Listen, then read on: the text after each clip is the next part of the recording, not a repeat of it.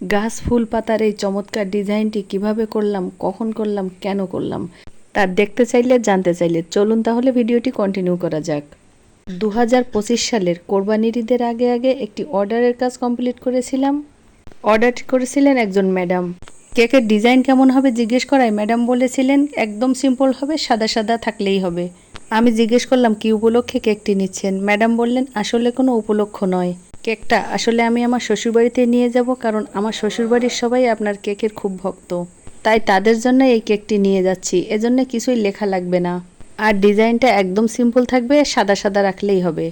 আর আমি জানি ম্যাডাম খুব বেশি ক্রিম খেতে পছন্দ করেন না, আর এ কারণেই আমি এই কেকটাতে ভারী কোনো ডিজাইন করিনি, একদম হালকার মধ্যে ডিজাইনটা রেখেছি। তবে একবারে সাদা থাকলে বা একেবারেই কোনো ডিজাইন না করলে খারাপ লাগবে হয়তোবা। আর শহরের মানুষ এরকম ডিজাইনহীন কেক পছন্দ করেন, গ্রামের মানুষ হয়তো পছন্দ নাও করতে পারেন। এ কারণেই খুবই হালকা ডিজাইনের মধ্যে আমি কেকটি কমপ্লিট করে নিয়েছি। গল্পে গল্পে আপনারা নিশ্চয়ই এতক্ষণে দেখে নিয়েছেন আমি কিভাবে গাছ ফুল আর হালকা পাতার এই ডিজাইনটি করে নিয়েছি। এই ডিজাইনটি আসলে বিস্তারিত বলে বোঝানোর মতো কিছু নেই। রাইটিংয়ের জন্য যে পাইপিং ব্যাগটা ব্যবহার করি সেই পাইপিং ব্যাগে ভরেই আমি এই ডিজাইনটা করে নিয়েছি। ম্যাডাম যদিও বলেই দিয়েছিলেন যে কিছু লেখা লাগবে না, তবুও আমি ডান পাশটা একটু ফাঁকা রেখে দিয়েছিলাম।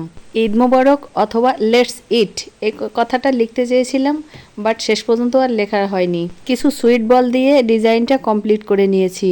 আপনারা হয়তোবা এতক্ষণে একটু নোটিস করে ফেলেছেন যে আমার হাতে একটু নখ আছে। ভাবতে পারেন এত বড় নখ নিয়ে কেকের কাজ করবে। আসলে আমি আগেই বলে দিয়েছি কেকটা কমপ্লিট করেছি ঈদের আগে, কোরবানির ঈদের আগে। আর অনেকেই জানেন নিশ্চয়ই কোরবানির ঈদের আগে নখ চুলের একটা নিয়ম আছে, আমি সেই নিয়মটা মানতে চেয়েছিলাম, আর এ কারণেই হাতে একটু নখ আপনারা দেখতে পাচ্ছেন। ভিডিও করার সময় বিষয়টা আমারও একটু খারাপ লেগেছে, বাট কিছুই করার নেই, পরিচ্ছন্নতা মেনটেন করেই সব কাজগুলো করা হয়। তো আজকের মতো এ পর্যন্তই। ভালো থাকবেন সবাই। আল্লাহ হাফেজ। আসসালামু আলাইকুম।